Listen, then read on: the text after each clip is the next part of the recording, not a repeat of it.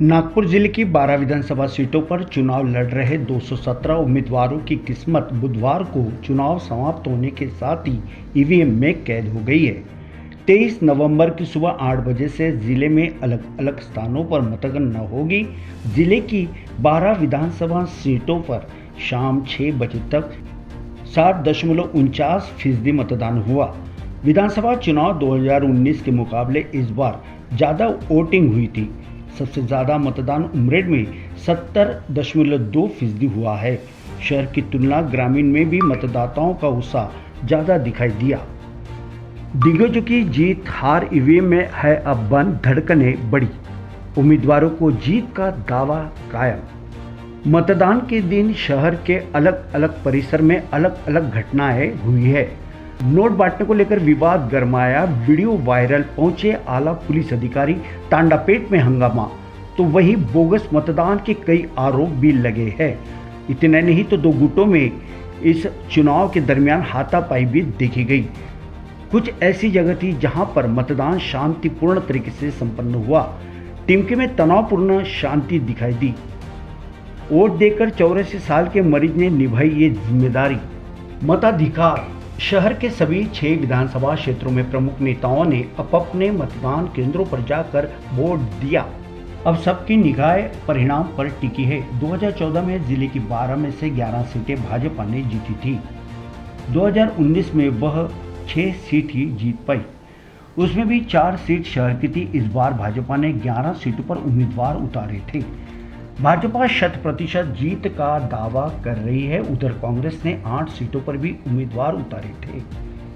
3 सीटें राकापा शरद गुट, 1 सीट शिवसेना उद्धव गुट के लिए कांग्रेस ने छोड़ी। खास बात तो यह है कि 6 में से 2 आरक्षित सीटों को छोड़ दे तो शेष 4 सीट पर कांग्रेस ने कुणबी समाज के प्रतिनिधि को ही उम्मीदवारी दी। सोशल इंजीनियरिंग के गणित को कांग्रेस और भाजपा किस तरह अपने पक्ष में बनाएगी, यह चुनाव परिणाम देखने को मिल सकता है। और इस ओर सभी मतदाताओं की निगाहें लगी हुई है। और इस महायज्ञ में चुनाव के इस वोट्स करके हमने चुनाव के महायज्ञ में आहुति डालनी है। चुनाव के वोटों की हमने करना है, तो मैंने चुनाव का वोट किया है। और मुझे लगता है कि कामठी विधानसभा में एक बड़ी विजय होगी, अच्छी खासी विजय मिलेगी। जनता महायुति के बाजू में मतदान करेगी। और मुझे भी हमारे कामठी विधानसभा की जनता सेवा का मौका देगी।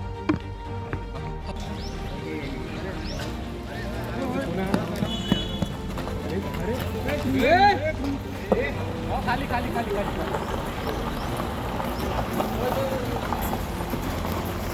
बस यही रुको ना हो।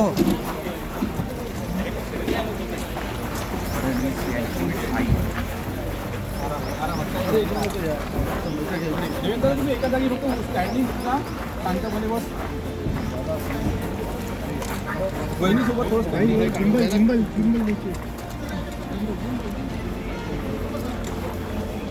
वहिनी तुम्ही तिकडे घेऊन जा. सोबत या ना वहिनी सोबत.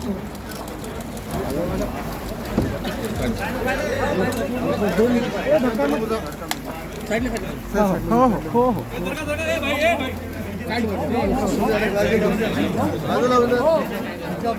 एक मिनिट. अरे नाही दादा थोडा अरे थोडा कॅमेरा असा कर. भाऊ कॅमेरा काढून मोबाईल मागून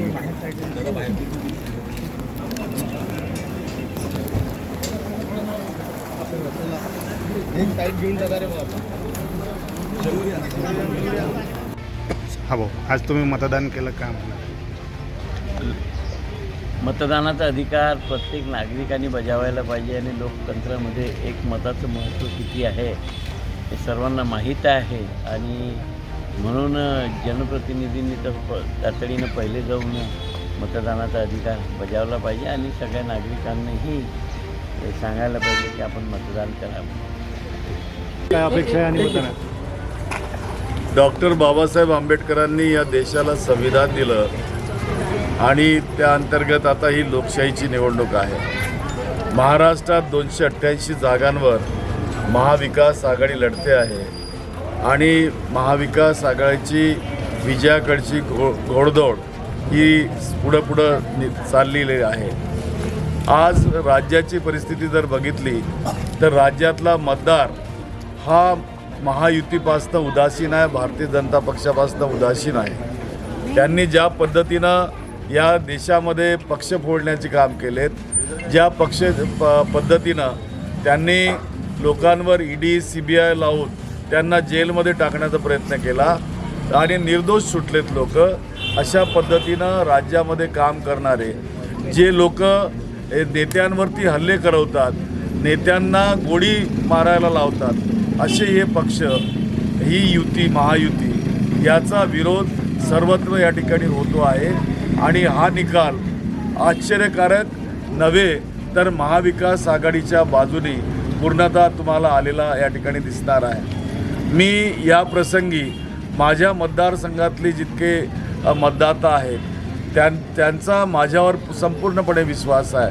मलासुद्धा त्या खात्री आहे की मी आजपर्यंत केलेल्या कामाची पावती, त्यांचं जे प्रेम आणि जे स्नेह माझ्यावरती आजपर्यंत झालं ते सगळं यावेळेला पुन्हा एकदा या मतदानाच्या निमित्तानं ते प्रदर्शित करणार आहेत आणि हा मोठा विजय या ठिकाणी माझा या ठिकाणी या मतदारसंघात होणार आहे. जनतेला काय आवाहन करू इच्छितो? मी जनतेला आव्हान या ठिकाणी हे करू इच्छितो की आपण लवकरात लवकर घराच्या बाहेर पडून मतदानाचा अधिकार जो भारतीय संविधानाने आपल्याला दिलेला आहे त्याला बजावण्यासाठी पुढे या आणि महाविकास आघाडीला भक्कम करण्यासाठी, भारताची राज्यघटना सुरक्षित ठेवण्यासाठी, आपलं जीवन सुरक्षित करण्यासाठी तुम्ही मतदान करावं आणि प्रचंड बहुमताने महाविकास आघाडीला विजयी करावं असं आवाहन या प्रसंगी मी करतो. अरे वाह, पिकनिक की तैयारी? अब बेटा हम ठहरे डायबिटीज के पेशेंट, इस उम्र में पिकनिक वगैरह तो ना हो पाएगा, ज्यादा बैठने से पैरों में सूजन भी. तो फिर इतनी सारी दवाई क्यों? 90% ऑफ डायबिटिक पेशेंट की शुगर सिर्फ अप्रोप्रिएट डाइट थेरेपी से कंट्रोल की जा सकती है. अच्छा, अब क्या करें?